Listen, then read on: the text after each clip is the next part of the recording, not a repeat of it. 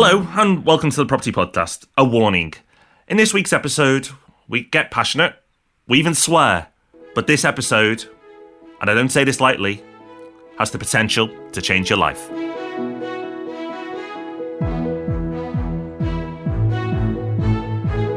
Welcome to the Property Podcast, where every Thursday property investors come to be informed and inspired.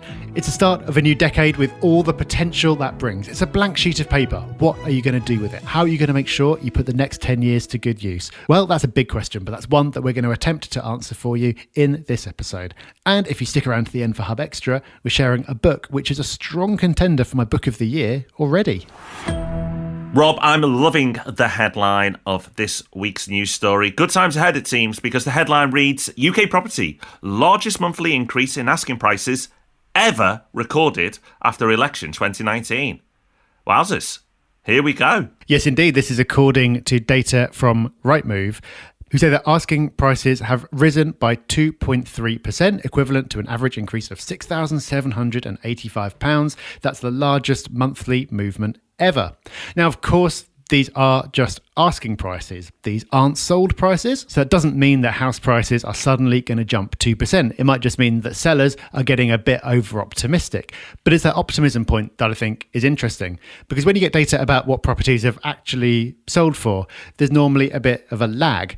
But when you're looking at asking prices, it's a little bit forward looking, or at least it's telling you how people are feeling in the market now. And after such a long time of people waiting and seeing, not making any moves, being nervous about what's going on politically, it does feel a little bit like there's a lot of pent-up pressure and it's like a cork flying out of the bottle. Now we've got, relatively speaking, more certainty. How will this translate into actual prices? I don't know, but I'm getting a little bit nervous that my prediction about growth in 2020 was a bit on the low side. If we take these early signs as the way things are going to carry on, then maybe, Rob, but they are only just early signs, so we'll see. But we'd like positive early signs rather than negative ones. So really positive news story to kick off what I'm sure is going to be a very positive episode. Now, not so positive, Rob, is our team and their actions, because we've been doing YouTube videos for only a few months now, and Rob, we're not perfect, and it seems that they've realised that as well and collected a nice collection of bloopers of you and I, and it doesn't show us in our best light. We're professionals at the top of our game, and now people are going to see the real us. Yeah, it turns out we, meaning me, are quite sweary. I didn't actually realise how much profanity our editor takes out. Absolutely. So if you'd like to see the bloopers of myself and Rob, the potty mouth dicks, then you can. But you have to do something. Our team have said that they will release the bloopers video when either our YouTube channel or our Instagram channel hits 10,000. They're both very close. They could happen any day now. But as soon as one of those channels hits 10,000, we will release the video. Or should I say, they will release the video.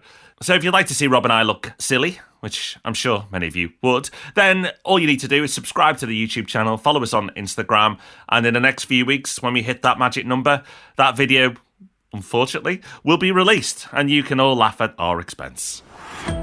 So we're in the first month of a new year, and we're in the first month of a new decade. And don't leave comments saying the new decade starts next year. That's just boring. We're at the start of a new decade, and that's brilliant, because the great thing about a new decade is it is just a date, but it gets you thinking a bit longer term.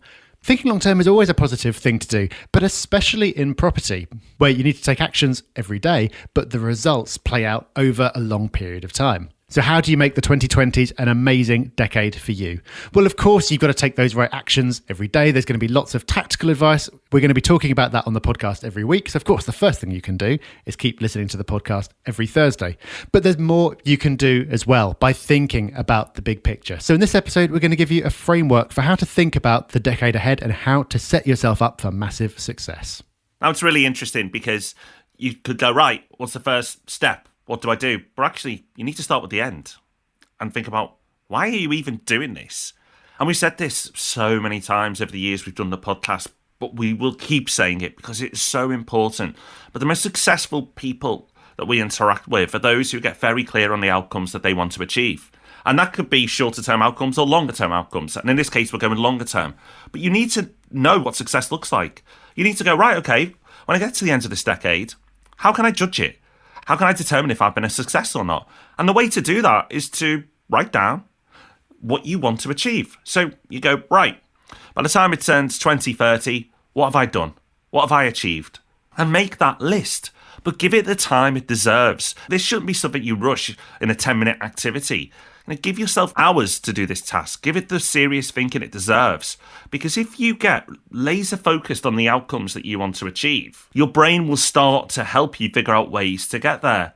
And Rob, this isn't wishy-washy goals like, well, I want to be financially free. You've got to get very specific of what success looks like, and it needs to be measurable. Yeah, we've talked about goal setting plenty on the podcast before, and we always say how you need to get precise about defining what success actually looks like. So you do eventually need to get down to that level of, if it's like, I want to be financially free, okay, well, what does that actually mean? How much money do you have coming in? But before you get to that point, you need to really dig into what it is you want to do and why. If you want to be in a position not to work anymore, why is that? Is it because you don't like that job? Is it because you've got something else you'd rather be doing? Is it because you want to spend more time with your family, or you expect you'll have a family by then, so you want more flexibility? If it's having a certain amount of extra money, why? What are you going to do with it? What will that do for you? You've got to focus on that motivation, the underlying reason why you're doing this. That's what's going to really keep you motivated over a long period of time. The challenge when you're thinking about a decade is it's a very long time to stay motivated for. And we'll talk a little bit about what to do about that later on. But the wonderful thing about thinking about in the time frame of a decade is you can really think big. You might be nervous about how much you can achieve in a year and undersell what's actually possible because it doesn't feel like that long. But because a decade feels like a long time, and it is, you can really get bold and ambitious when you're setting those goals and not feel that you have to hold yourself back at all. I'll actually lay a wager, and you'll need to come and find me in 10 years, and I don't know where I'm going to be just yet. But the wager is that the things you list for 10 years will not be ambitious enough.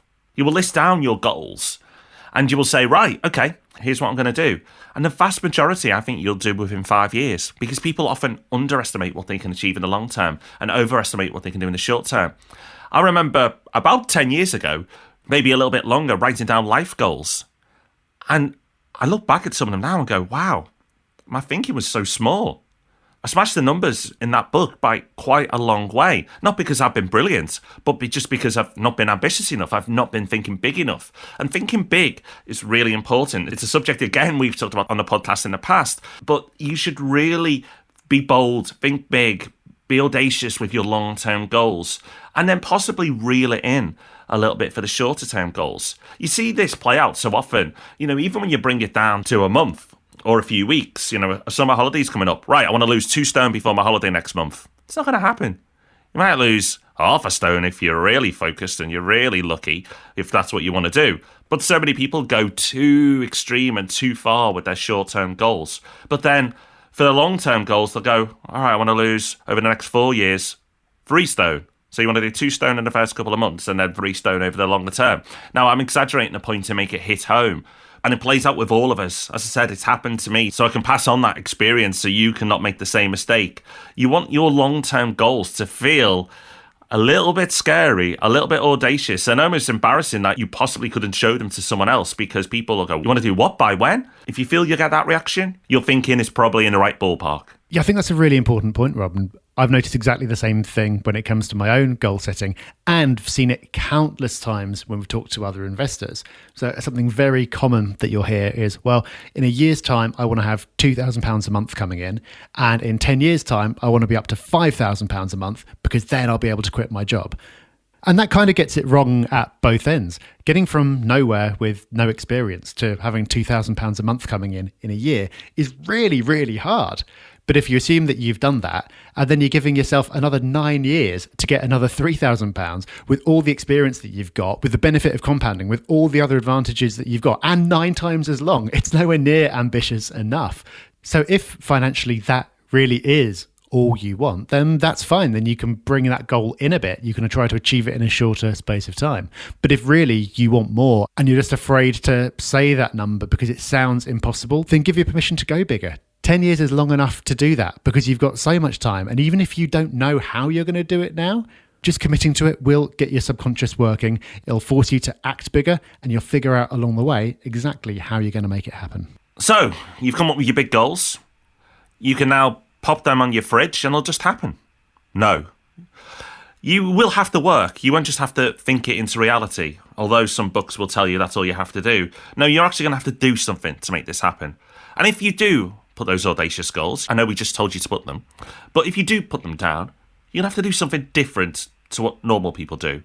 And what normal people do in life is plod. Bit brutal, but it's the truth. A lot of people just plod, exist, and drift.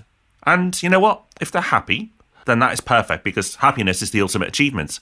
But if you want to do audacious things, then you're going to have to act differently to the norm.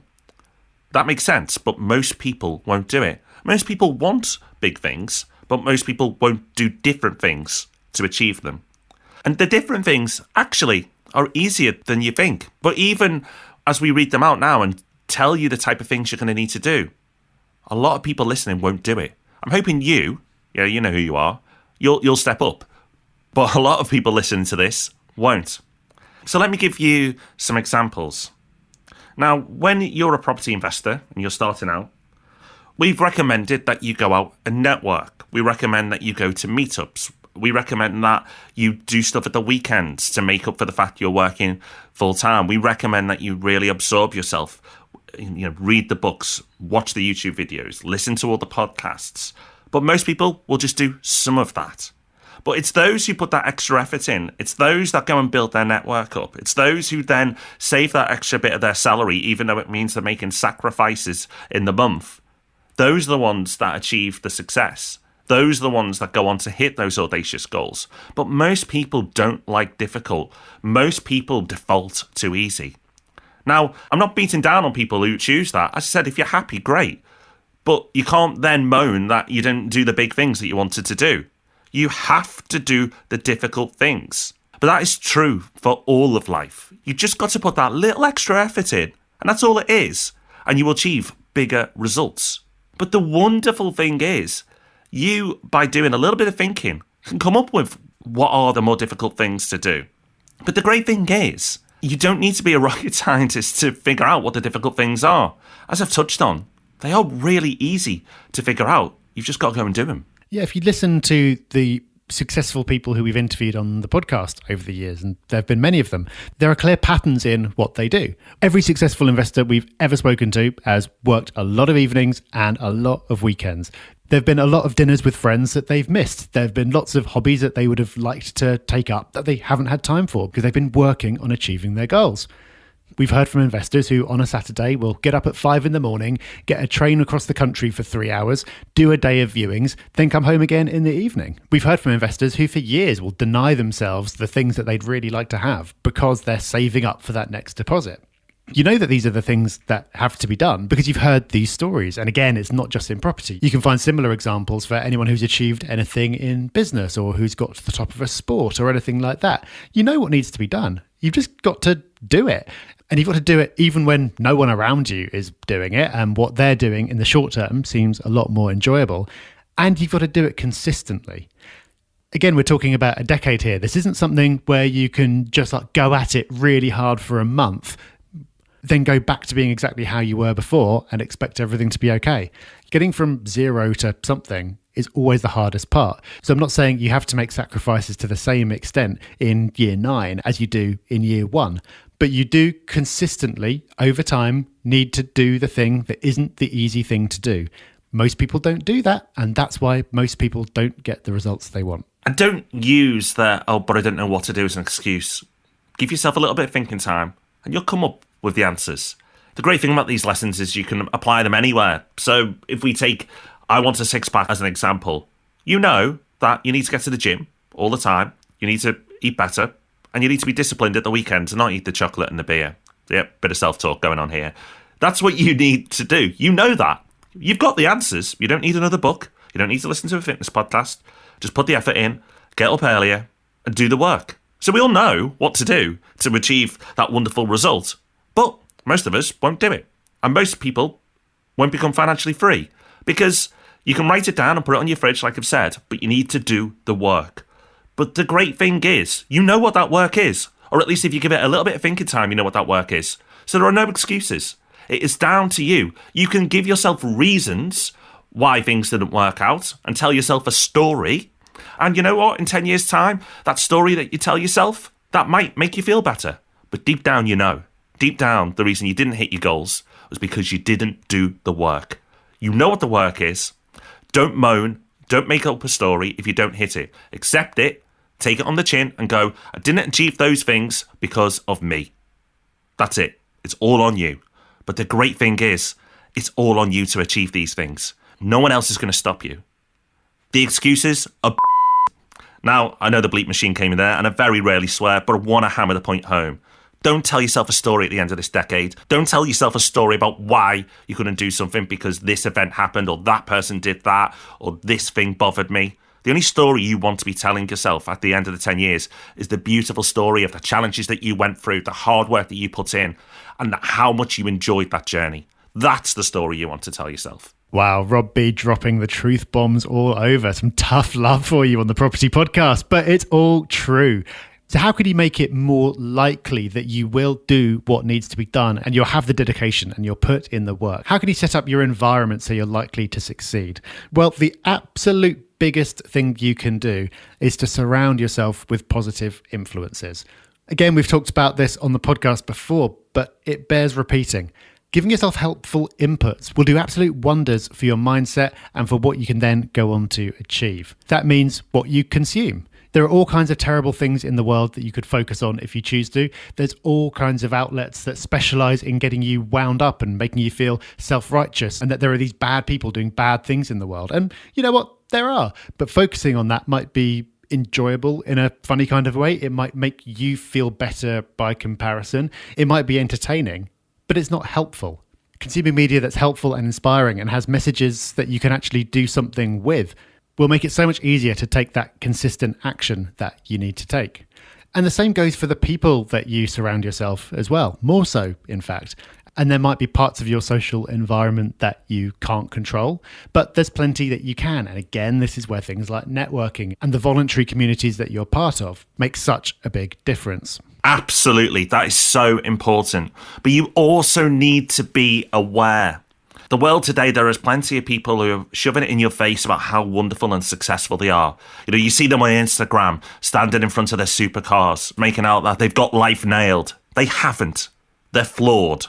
They're probably standing in front of a supercar because they haven't got money, or they have got money and they're insecure, or both. Who knows? But the point is, if they're having to do that, something's wrong. Something's wrong with them, not you.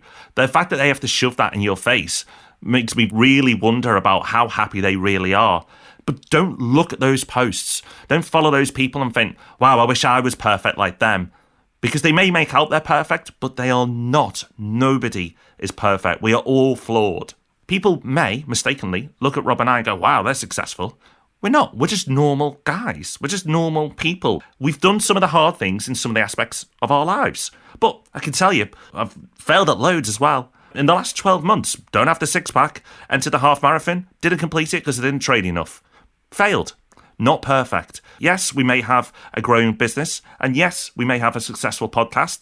Doesn't mean we've nailed life. We're doing some parts of life well and failing in others. And that's okay, because you know what? We all do that. So try and do more of the positive and be inspired by the positive aspects of what some people are doing.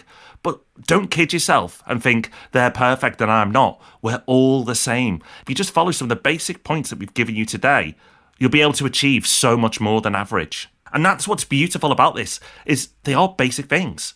There are no magic tricks. There is no secret formula. There is no weekend course you can go on that's going to give you the secrets to life. The secrets to life are actually really basic and in front of you, and you've got all the answers. You just need to execute them to get the results. And the great thing about all of this is that we're talking about a decade. You are able to make mistakes. You are able to have bad months, even a bad year. You can do that over a decade. Don't get hung up on making every decision, every investment, every aspect of your life perfect, because it's not going to happen. Perfection doesn't happen, but you've got time. As long as you do enough good things over the decade, you'll look back and it will appear excellent. Exactly. This goes for you personally as well as for your investments. As Rob said, Nobody's perfect. And however much you set yourself up for success and do all the things we've talked about, there'll be times when you lose motivation. There'll be times when you get distracted. There'll be times when you try something that seemed like a great idea, but it doesn't work. But when we're talking about a decade, that's okay. There's time for that to happen and for you to still end up where you want to. And the same thing goes for your investments. If you're trying to hit a really ambitious target in a year, then there's so much pressure because for you to have any chance, everything has to be perfect. Unfortunately, there's no such thing as the perfect deal or the perfect property or the perfect investment. When you're thinking over the terms of a decade, it's far easier to realize the truth that a good property today is far better than a perfect property in 5 years. It's so easy to get caught up in analysis paralysis. It's something we talk about a lot. It's something we hear about all the time that people are struggling with. And with this, like I said, thinking long-term helps, but it's something you need to be constantly aware of. You need to be aware of the cost of perfection. And the good news is you don't need perfection. If you just buy good properties at good prices and you manage them well, then over a decade, you've got so much time for the income to come in. You've got so much time for the growth to happen. And even if you get it wrong, even if you make a bad investment, you've got so much time to put it right. Property is wonderfully forgiving over the long term. There are a lot of very expensive mistakes that you can make in the short term, but over a long enough time frame, you'd have to do tremendously badly and do some really stupid things not to come out ahead. So even though 10 years is a long time and we're right at the start of a decade, don't leave it a couple of years to get started because you're not sure you're ready. Your prices might go down or that deal looks okay, but a better one might not come along next month. In property, time is really the magic ingredient. So put yourself in a position to take advantage of that. So start. Get ready to smash that decade. Go and write those goals down. Go and give yourself that thinking time and go and set yourself up for success. You know what to do. You didn't even need this podcast. You knew before this podcast. But hopefully this is the podcast that will wake you up. It will stop that drifting and go, you know what? I am going to schedule some time to do it. Or I'm actually going to do it today. But just make sure you do it. Remember, this isn't exclusive to property investment. These are lessons that you can apply to all of your life. And they don't have to be financial. You know, finance is one type of success. And I actually think our culture weighs too heavily on that being deemed the most successful thing you can do. No, success can be looked at in so many different ways. It can be your health, it can be your family, it can be the impact that you make on other people. Whatever success looks like to you, start writing it down. Obviously include your property stuff in there, but don't just do property. Do all aspects of your life that are important to you, and then begin. Start to take action, little steps at first, and you'll be blown away when you look back in 10 years' time at what you've achieved. So as Rob has quite rightly said, you are responsible for your own success, but we'll do a little bit to help you along the way by putting out a podcast every week to give you a bit of inspiration or to give you a bit of knowledge that you can put to good use. There's just one condition. When you get some success, make sure you let us know about it because we love to hear your success stories. It doesn't have to be that you've just achieved your all-time life goal. Any kind of progress that feels significant to you, we want to know about it. So just let us know in a review of the podcast or get in touch on the socials. This week's success story comes in from Luis, who left us a review of the podcast saying, "Thank you so much for inspiring me onto my property journey. Thanks to you guys, I was able to look outside London, create my property company, and last year bought a flat in Birmingham. I'm in the process of purchasing a flat in Liverpool. It wouldn't be so fun and effective without you guys." Well, again, we're glad to have helped and thank you for the review, but Luis, it's all you. Well done. We have the perfect hub extra for you this week because it's a book from a man who's achieved incredible success. And the man in question is Bob Iger. Bob Iger is the CEO of Disney. Disney is my favourite business. I absolutely love what they've done and achieved, not just in the beginning, but also more recently. An incredible business, incredible standards. And at Christmas, at top of my list for Santa was this book. But Rob, before I've even dug into it, you've gone and read it. So don't give too much away. But it's so good that you wanted it to be on Hub Extra this week. Yeah, and it fits absolutely perfectly with what we're talking about because what Bob Iger has achieved with Disney is absolutely unbelievable. I hadn't followed it that closely, so I wasn't aware of some of the things that he'd done that produced massive results for them. Some of them really forward thinking. Now, with hindsight, it looks obvious, but he was way ahead of the game on certain things. But the striking thing, again, is he was thinking long term. If you look at the arc of his career and how long it took him to get to certain places, it really didn't happen overnight. But just by consistently doing enough good things and having a heck of a work ethic, he got to this unbelievable position. And the other thing that I took away from it as well, which is something that you see from a lot of successful people, is they're not just successful in one area of their life. Bob Iger still, and he must be getting on for 70 now, gets up at 4:30 every morning and exercises. He's a real fitness fanatic as well. And this is something really common. It's unusual to see someone who's reached the top of one field and got their life really together in that aspect, but is a complete mess when it comes to other parts of their life. Successful people tend to be successful not in everything, but they tend to have their life together and have healthy and productive habits across the board. So I think that's another really important thing to think about when we're talking about the next 10 years. Don't just think about how you can be successful in property. Think about how you can be successful in general and build those habits and give it enough time. And you might not end up where Bob Iger has ended up, because what he's done is pretty extraordinary, but you can still end up in a pretty amazing place. So if you want the perfect example of some of the principles that we've talked about in this episode, definitely check out that book. And it's a great story as well. A successful man, a successful business. That book is called Ride of a Lifetime. I can't wait to dig in. And based on Rob's recommendation, I think you should probably go and check it out. The link to that book, if you can't find it on Amazon, will be in our show notes. So that's us done. If you want to keep in touch, please do. We get lonely. Follow us on the social channels. Interact with us on the social channels at Property Hub UK, Twitter, Instagram, YouTube. We're everywhere. And, of course, the forum on propertyhub.net. Join the conversation there. Thank you for listening to this week's show. Next week, we are firmly back on property ground. I hope today's episode has resonated with you and has motivated you to take action. Here is to a wonderful decade. Bye-bye. Bye-bye.